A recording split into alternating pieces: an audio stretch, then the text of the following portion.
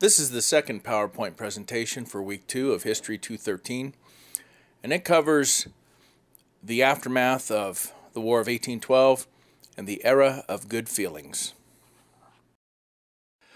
The end of the War of 1812 saw an increase in two areas: the boom of westward expansion and the rise of nationalism. Hundreds of thousands of people began to move west after the war, transforming what was many local economies into a national economy. As cultural and socioeconomic dynamics began to change, rigorous political debates also began. One debate was over transportation, especially where a rail line would be constructed, and the most important dispute, the extension of slavery westward and the issue of slavery itself. These changes, I should say, further divided the nation into geographical regions whose alliances shaped the political landscape until the Civil War. In addition to westward expansion, the War of 1812, along with the Louisiana Purchase, began to shape the young nation from a confederation of states into a full-functioning nation-state that almost spread across an entire continent. Also, the war placed the United States into an industrial revolution of sorts, as Britain refused to trade with her. Thus, the United States excelled at manufacturing a number of goods, for instance, in the textile industry. Europe was short on agricultural supplies because of war over there, and thus the price of agricultural goods soared. As nationalism grew, President Madison, in his first message to Congress after the war, outlined a number of ways in which the U.S. could strengthen its government. And here you see listed a number of items. And Congress immediately authorized a standing army of 100,000 and gave funds to strengthen the Navy. Of all Madison's proposals, those dealing with economics brought about the greatest controversies. The National Bank being reestablished, protective tariffs. Tariffs, of course, are taxes placed on imported items so that items might be sold cheaply in the U.S., made somewhere else, will not be as cheap, and thus U.S. producers won't be cut out of the market domestically. Internal improvements also. No doubt the U.S. needed roads, and the absence of a national bank, the charter of the first having expired in 1811, brought the nation to its knees financially. State banks failed because there was nothing backing up banknotes. And many banks, facing a shortage of hard money, suspended the use or giving away or transacting with gold and silver, but holding on to it. Specie is precious metal, and gold and silver are the two primary precious metals. Thus, by 1816, a new Bank of the U.S. was established. Of all the complaints about the bank, the greatest came from famous politician Daniel Webster. Another member of Congress, Thomas Hart Benton, also disapproved of the bank, saying that the new Western territories would become subservient to the bank. On the other side of the argument, however, was John C. Calhoun, probably the most famous Southern lawmaker, and the one-time opponent of the bank, Henry Clay. Calhoun argued that the power to create the bank was indeed constitutional, as Congress had the power to regulate trade. And Clay now understood that the bank was indispensable, for financial ruin in the country was the result without one. I want to take a minute here just to highlight these three powerful lawmakers: Daniel Webster from Massachusetts, Henry Clay from Kentucky, and John C. Calhoun from South Carolina. All three contemporaries, and they became three of the most powerful senators to office in the history of the United States. Like the bank, the implementation of protectionist tariffs received a fair amount of opposition, most of which came from the southern states, because the southern states are exporting a lot of items, and you can get into a trade war. If you're taxing imports, then the countries you're taxing may tax your exports to their country. But the purpose behind the tariff was to protect infant American industries who could not compete with the cheap imports offered by Great Britain after the war.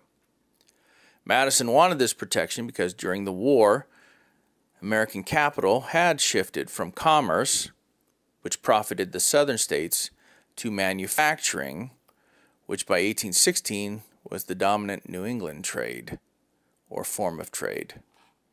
Despite opposition, the tariff of 1816 passed in Congress, but with a split vote. The Southern vote was no. The New England vote was yes, and the Western states was mainly yes.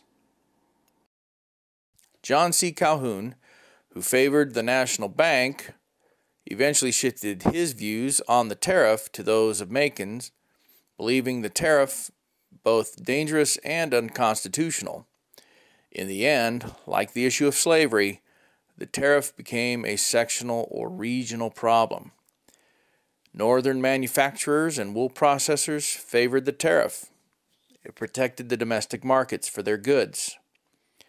Cotton planters and those who shipped agrarian products across the sea to Europe favored a low tariff.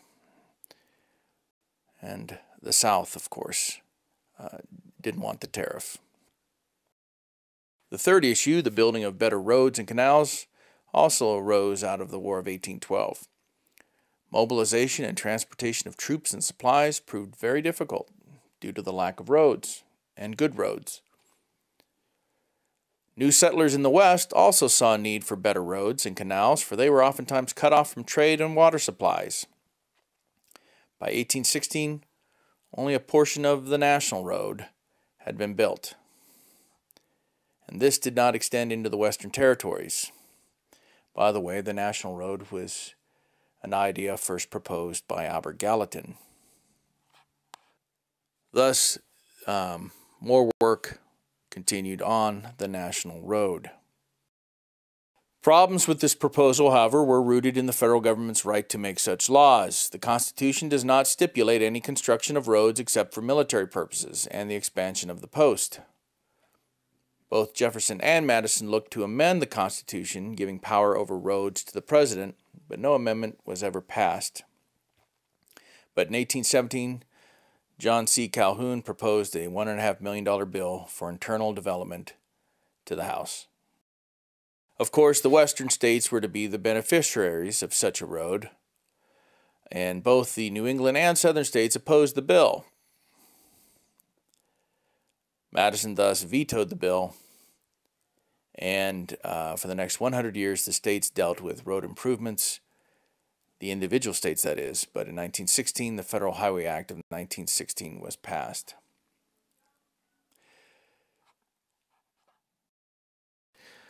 I want to say this, that there were these three big issues after the War of 1812 that Madison had to deal with. Lending, that is the national bank, manufacturing, and roads.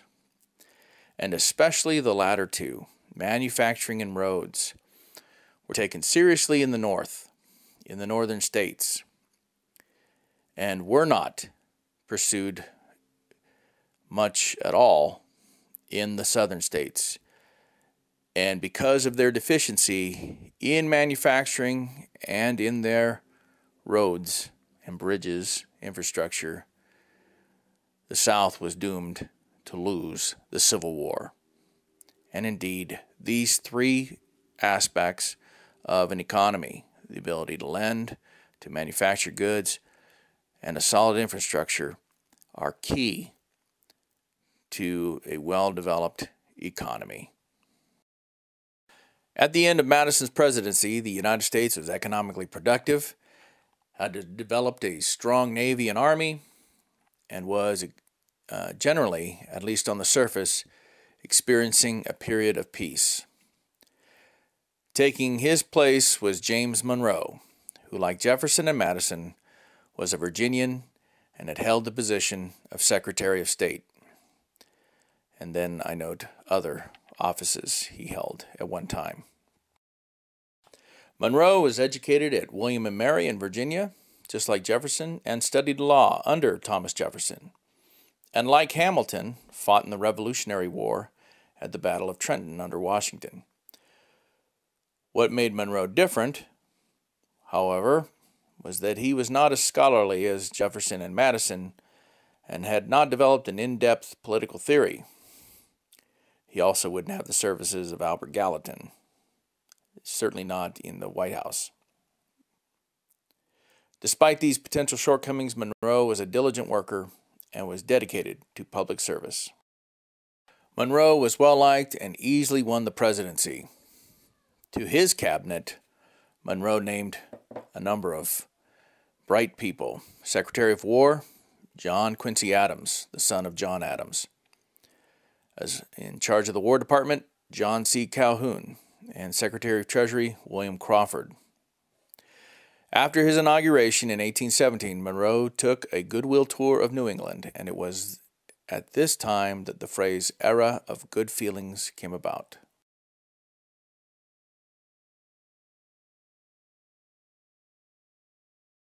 The event which marked the beginning of the end of the era of good feelings was the financial panic of 1819. It's interesting to take a few of these facts and compare them with our own most recent financial crisis. After the War of 1812, agricultural products like cotton were deeply needed in English markets. Consequently, British manufacturers began to buy large quantities of the crop, and the price rose to 32.5 cents a pound by 1818. However, that commodity price got too high, and when the English manufacturers abandoned the American crops for the cheaper East Indian cotton variety, the price dropped precipitously. Nationalistic pride and a booming economy, which came after the war, had many Americans thinking that prosperity would go on forever. Compare our most recent prosperity, and many businessmen, farmers, and land speculators had extended their credit far beyond their means. The drop in the price of cotton and the decline in demand for other American-made goods resulted in many loan defaults, and banks lost money. Bank practices also led to the panic. Many state banks had extended more banknotes than they could collect on. Land speculators also had made mistakes in anticipating the future economy. The National Bank, the Bank of the United States, was saved from going under through a number of means noted at the bottom of this slide. But as a result of saving the National Bank, or in order to save the National Bank, pressure was put on state banks, who put pressure on their debtors. Finally, in around 1823, the panic ended. Of all the areas, the western and southern states were hurt most by the panic, and thus came to distrust the banks. The following year was the year of the Missouri Compromise, 1820. And this slide notes some of the background. The Missouri Compromise came out of the sectional differences concerning the issue of slavery and its extension, basically differences between the northern states and the southern states. In 1819, the country was equally split between slave states and free states, giving equal representation in the Senate. 22 senators from the north and 22 from the south. Now, in essence, the boundary between free and slave areas was the Ohio River, although not completely free in the north in places at this time.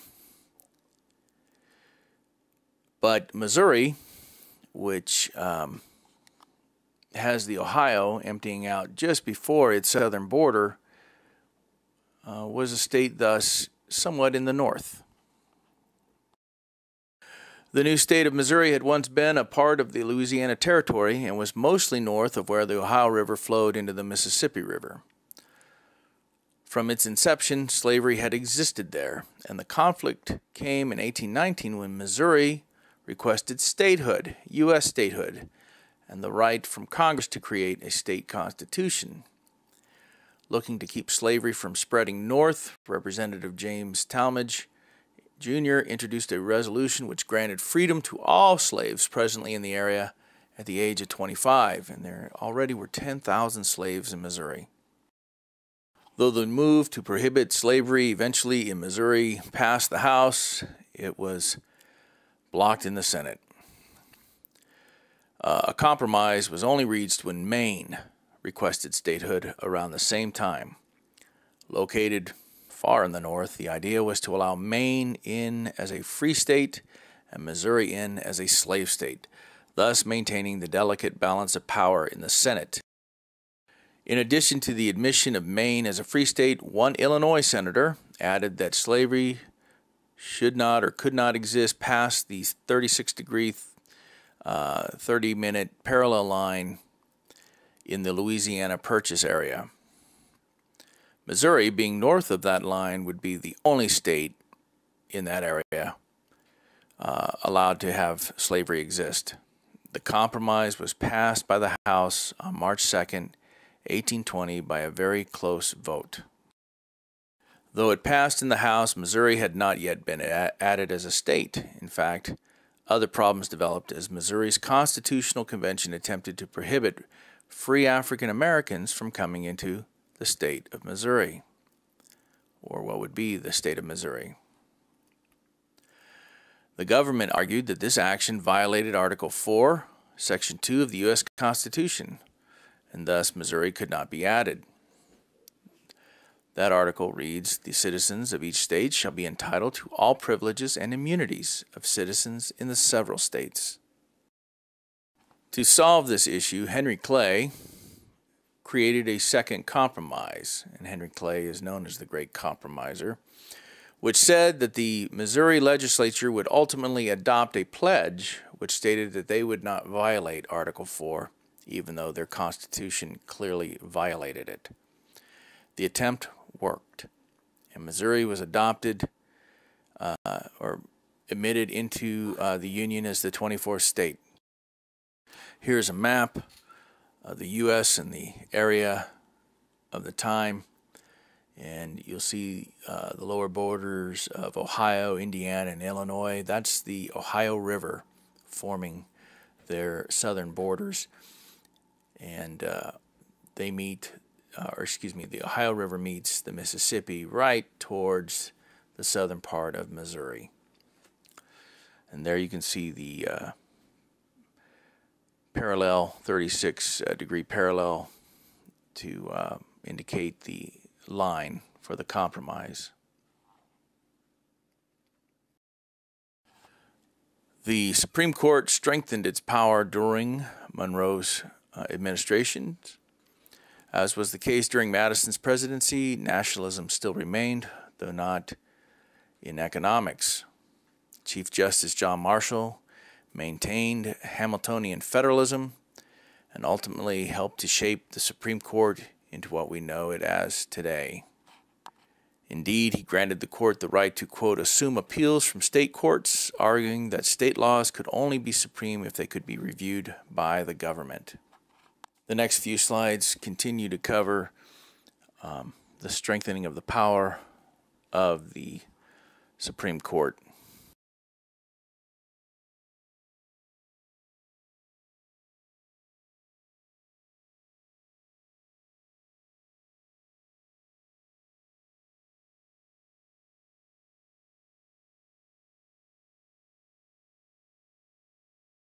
Marshall's last great decision came in 1824 in the case known as Gibbons versus Ogden, where he affirmed the principle that the federal government has total and absolute power over interstate commerce.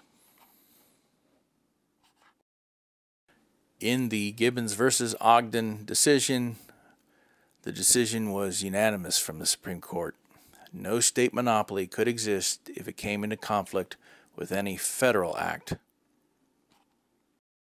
Finally, there is the most famous policy of Monroe's administrations, the Monroe Doctrine, which resulted largely out of precaution and somewhat out of a desire to end colonization by European powers in North and South America. By 1823, after Napoleon had once occupied Spain and Portugal, Spain had lost most of its powers in Latin America, and the Spanish Empire as it was in the 17th and 18th centuries was gone. There were many independence movements. Simon Bolivar comes to mind. By 1823, however, Monroe caught hold of rumors that France wanted to restore a Spanish-American empire. Both Monroe and Calhoun were concerned with such a prospect, and initially agreed to ally with the British when their foreign minister, George Canning, introduced the idea that the two governments jointly oppose such an action. But John Quincy Adams, however, urged Monroe to move unilaterally, that is, without Britain, the U.S. to go alone in its policy, which Monroe did by issuing the Monroe Doctrine. Written chiefly by John Quincy Adams, Monroe incorporated the basic ideas of the Monroe Doctrine into his annual message to Congress in 1823, stating the American continents are henceforth not to be considered as subjects for further colonization by any European power. The United States would consider any attempt on Europe's part to extend their system to any portion of this hemisphere as dangerous. The U.S., in return, would not interfere with existing European colonies. The U.S. would keep out of international affairs.